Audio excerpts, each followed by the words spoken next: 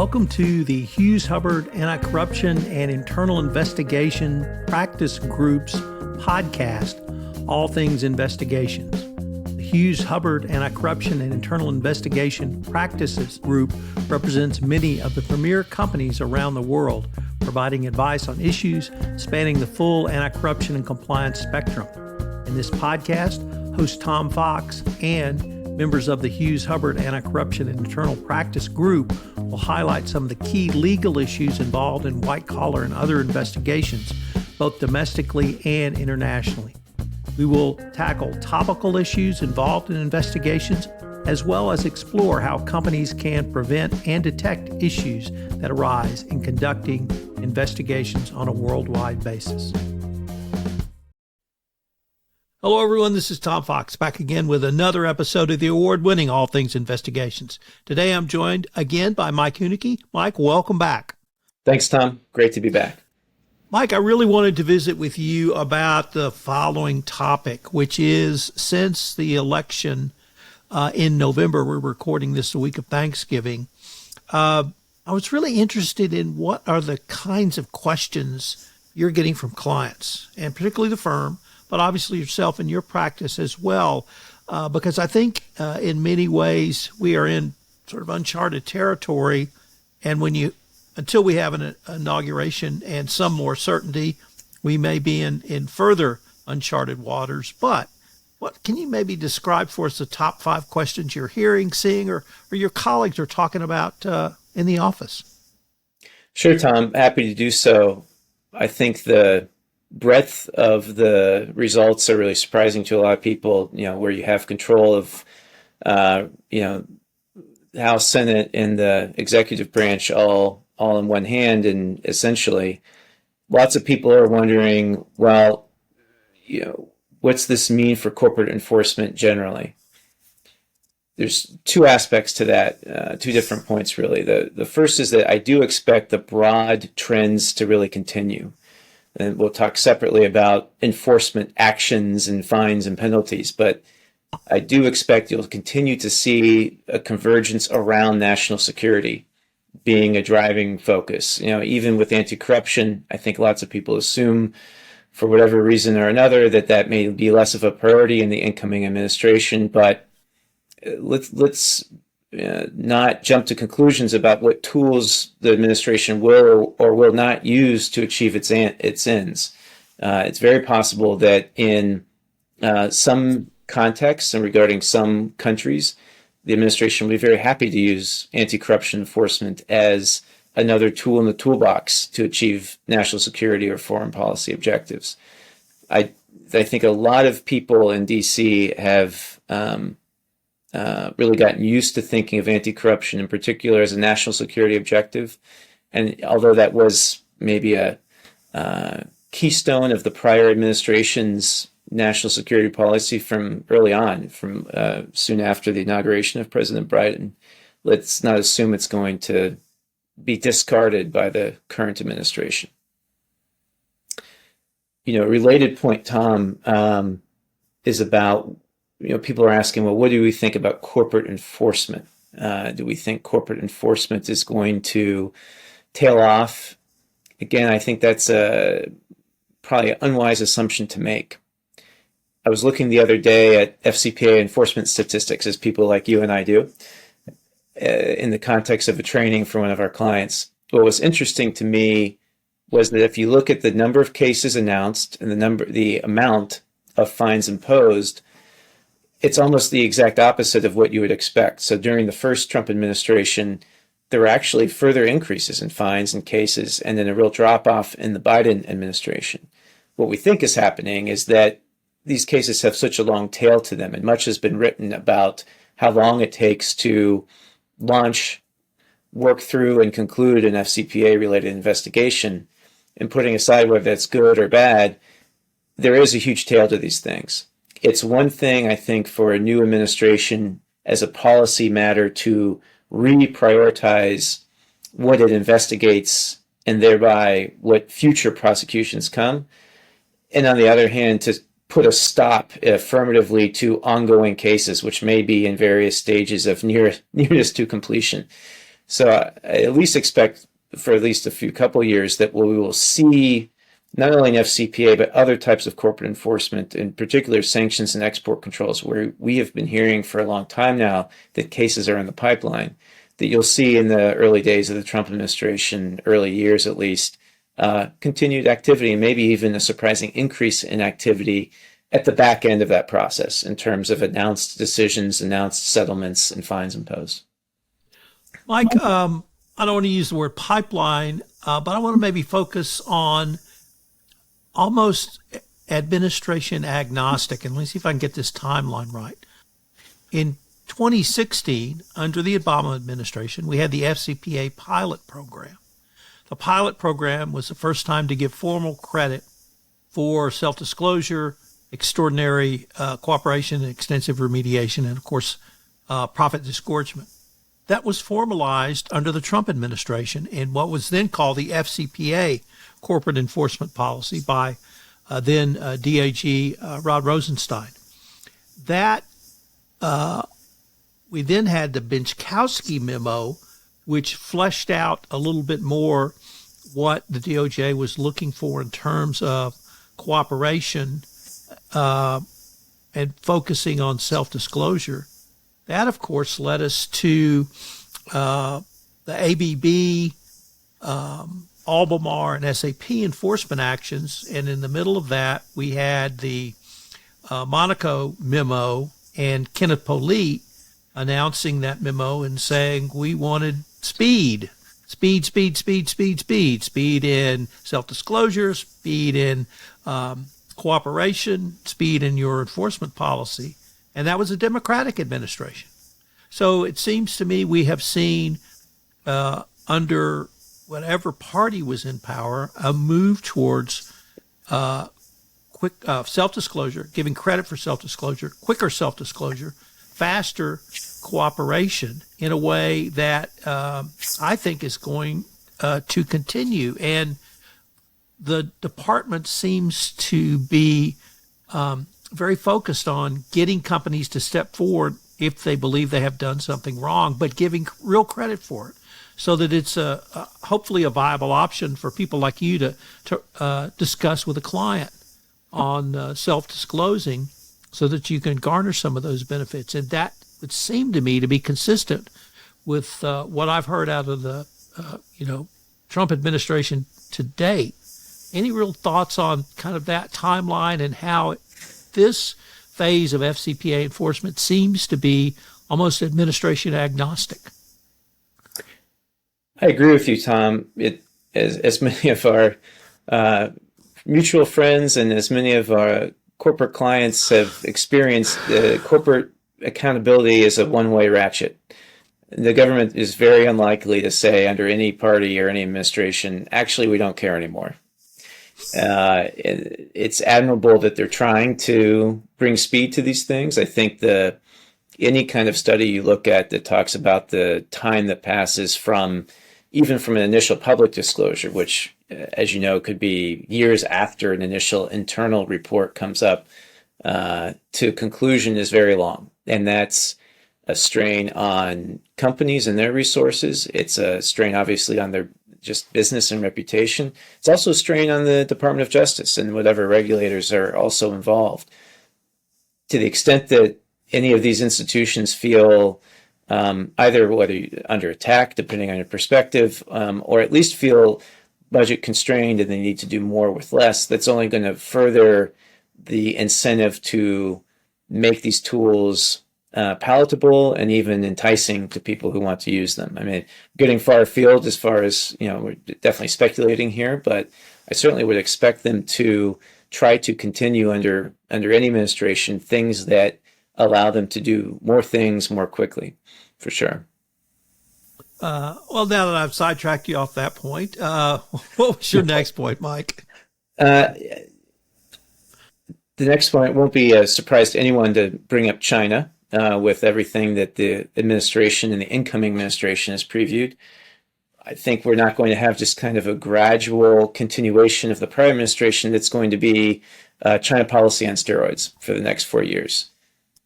I was at a discussion recently where someone talked about the view that the unpredictability of the incoming administration's positions and actions related to China is actually seen as a national security advantage in keeping the Chinese off balance, so to speak. Whether or not that's doing that or not, I don't know. But what this means for companies and clients and what people are asking about, putting aside even the scenario where there's actually an invasion across the strait, which would just be catastrophic for the world geopolitically and for the world economy in particular. At that point, you're not kind of parsing item classifications anymore. We're way beyond that if there's a live fire conflict in the Taiwan Strait. But short of that, assuming this administration wants to double, triple, quadruple down on what the Biden administration did and what this administration considers to be unfinished business from its first 4 years. If you read, for example, Robert Lighthizer book, No Trade is Free, he lays out very clearly what they think is wrong, why they did what they did, and what they think is going to happen next. So many companies are concerned, well, how do we value and anticipate the China business going forward under this administration? And frankly, how do we limit the political blowback of our continued business in China? And much of American companies' business in China is allowed to continue and legally today can continue. How do we limit the blowback of that onto our other business, particularly federal government business? I think companies that are receiving federal support, whether it's through the CHIPS Act or otherwise, are going to be easy targets for Congress. We've already seen it in the Senate Permanent Subcommittee on Investigations hearings from September 10th, for example, involving the semiconductor companies, where members of Congress, in a political context, this isn't a fair trial necessarily, jumped on those companies' representatives about their involvement in China. That's going to just exponentially increase, in my view, under the new Congress. Those hearings in the Senate in September were under a Democratic majority leadership and Democratic majority members of committees. Now that the parties are going to flip, it's going to be even more aggressive, I think. So companies, are thinking a lot. You hear a lot of talk in the marketplace about heat maps and China heat maps. Those are useful and important. I think it's really even taking that heat map and deciding, well, what do we need to do to protect the U.S. business? So as things are friendshored, onshored more and more, it's going to really change the risk calculus for companies and the cost-benefit calculus for companies about where they do business and how they defend that. Let's run with this one a little bit. And you started with legal and regulatory, then you moved to political. I want to take this to commercial or even business reputation. And I would point you to, I think it was today, but maybe yesterday, the Wall Street Journal reported that Volkswagen was pulling out of Xinjiang region of China as a manufacturing location. And I have to believe that was a reputational business decision as much as anything else. So we've got that sort of going on. But we also have personal security issues for U.S. citizens. We're working in China, and we've got a lot of other considerations. If a company came to you and said, Mike, help us think through these, how many days would you have to spend just identifying the issues? Would it? I just see an almost all-encompassing series of problems, literally from how do I sell my widget, to how do I get my money out, and everything in between. Well, Tom, you're right. It's not just a legal problem at all anymore at this point. It's really striking, the news about Volkswagen. If you think about Volkswagen saying very publicly not that long ago that Volkswagen needs China more than China needs Volkswagen, this is no light decision that they've taken here. It's to me, it's I hope, Tom, we're always very efficient in our service and we're not talking about days, but it really is. It's not getting lost in the weeds of particular regulations, which even under this administration that's still in office could change on relatively short notice and quickly. And I think we expect that in the new administration, regulations will be maybe changing overnight or on evenings, weekends, and unexpectedly. It requires really a holistic view across legal, IP, IT, and strategy functions. What happens if different scenarios happen? What do we how do we basically ensure the ongoing status of our business in China, or supply from China, or the supply of things we now get from China but might suddenly, wake up on a Saturday morning and not be able to get from China anymore. These things take years to readjust. It's many of these things you get from China, or frankly the production capacity and at the cost it's available in China. You can't just recreate over a weekend somewhere else. I think we've seen already some companies look to move into other countries, other regions, or at least announce plans to do so. The challenge there is that we've created borders. They aren't really like lines in the ground. Although some places that unfortunately they're very clearly marked. But even if you change location, and if you're talking about even your customer base, how you make sure that, well, have you really changed location, or have you just added an intermediary step one way or the other in what you're doing? If you've decided to source products from areas that don't raise maybe the same forced labor risks as some products might today, for example, how do you even verify, that you're actually getting them from a different place and it's not just being rerouted? This all kind of comes back to an article that Brent Carlson and I recently posted with the NYU Program of Corporate Compliance and Enforcement, Tom, about the quality of inputs. At some level in a global economy, for the economy to function, you have to be able to rely on self-reported information. If we had to trust and verify every bit of information, the economy would just collapse, right? It just wouldn't work. But at the same time, putting on our tinfoil anti-corruption hats and compliance hats, oh my goodness, you can't just rely on what people say. If you think you need a second end-use certificate from someone diverting products through Hong Kong to Russia, they'd be more than happy to provide you with that second certificate, or even 10 of them. We think it puts a real lot of pressure on China facing companies, but also really companies where their products are dual use and might be going into Russia, to step back and take a holistic view over time of how trade flows have changed.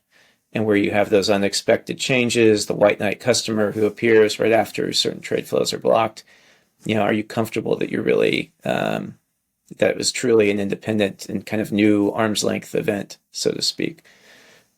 I've talked for a while and probably in a bit of a circle, just to demonstrate, Tom, how prescient your question is, but how complicated the answer is. But if companies haven't already started thinking about, in a multidisciplinary way, what to do under different scenarios that could very easily happen in the incoming administration, that they should be doing so now. You use the word holistic several times. You just used the word multidisciplinary. I want to ask, could we talk about a framework that, instead of literally having Mike go in the weeds for 48 hours about this directive or this sanction or that, you actually sit down with clients and try to put together a framework that's holistic enough and multidisciplinary enough within an organization to be able to respond? And you ticked off several corporate functions. I might add the CFO, head of business development, and really a company take a holistic approach on a risk-reward basis so that they could respond. And if something kind of comes out of left field, they pick up the phone and call you and say, we've had this, we don't think it fits within our framework, but it's only one thing. And they have a framework in place, and maybe that's the discussion we can start suggesting, or even start having, to companies to start thinking about a broader risk management framework. Totally, Tom. It seems to call for, tabletop exercises, and which I'm sure you're familiar with as well, but really, war games type scenarios where you bring in people, because on the one hand, you have to have the subject matter experts. If you make important decisions like this based on assumptions or what you heard in the hallway about what a particular aspect of your company is dealing with, a particular function is thinking about, you're obviously at a risk of making the wrong decisions, or at least not fully informed decisions. but those people also have to communicate with each other because, all of us, to some extent, as you develop and have become more expert in whether it's finance, business development, law, whatever it might be, that's what you focused on, and you don't necessarily see other aspects or risks that people from other disciplines, other functions would see immediately. So to be nimble, and one of the things people are asking us about, Tom, is how do we be nimble in this situation? We know that one morning we wake up and something has totally changed without any kind of preview. I think it requires essentially creating anticipatory, strategy groups, people who are starting to talk about different scenarios and who have an idea if certain things happen, who are the people who need to be at the table. And there's lots of talk in recent DOJ speeches and guidance about having compliance at the table. They're talking about a table where there's already other people sitting, whether it's M&A, strategy, finance, procurement. Having those tables that really bring everyone together, I think is essential in this case. And having those people be empowered to talk to boards, to talk to the C-suite, to get their input, and really be kind of ready for that, fire alarm situation Saturday morning, whenever it comes in, and have clear lines of who's going to be responsible for what when the unexpected happens. If you go back to Donald Rumsfeld's famous quote, that we know multiple things. We know that there's expected, unexpected, and the unexpected, unexpected. As making the unexpected as expected as possible is going to be an important way to deal with not even really this administration, Tom, but just the world we're in today. I think we may be able to visit on this further down the road. Absolutely. All right. I think we're up to number 4. I think that's right, Tom. So, my number 4 was to expect the unexpected. That so maybe we're up to number 5. Some companies do this already a lot, Tom. Some not as much. I think it's very important for companies to proactively engage in the public debate and to proactively participate in our institutions, whether those are NGOs, whether those are think tanks. And I'm talking about this more broadly than just lobbying, right? There obviously companies spend plenty of money on lobbyists to try to influence legislation or legislative outcomes.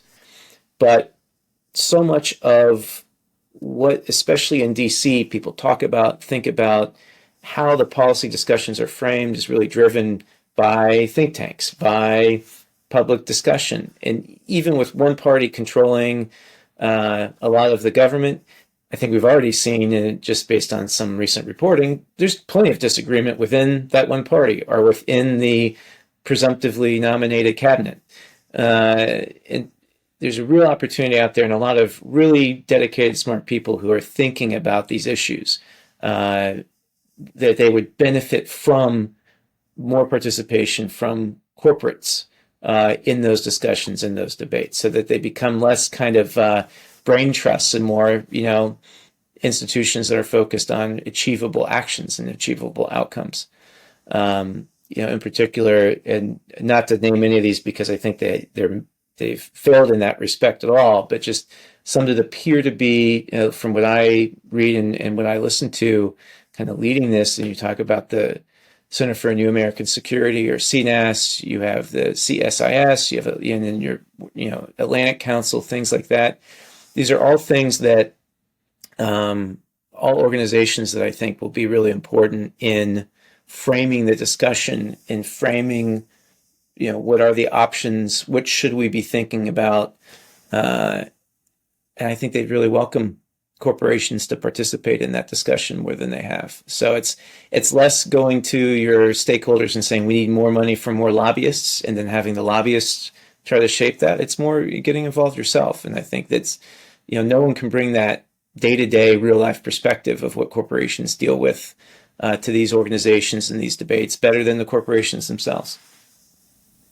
And certainly from where I sit looking at the Department of Justice in FCPA enforcement, I've seen the DOJ and SEC as well respond to that. They've responded to criticism. They've responded to critiques. And part of that is some of the shift that we talked about a little bit earlier in this podcast.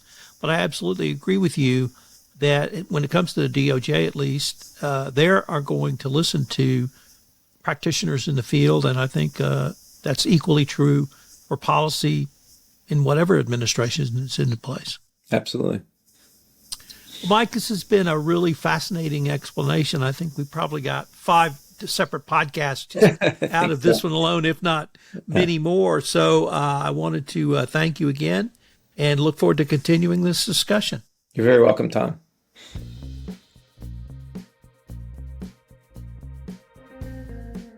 This is Tom Fox again. Thank you so much for listening to this episode of the award-winning All Things Investigations. If you've enjoyed this episode, I hope you'll subscribe, rate, and review wherever great podcasts are listened to. All Things Investigation is a production of the Compliance Podcast Network.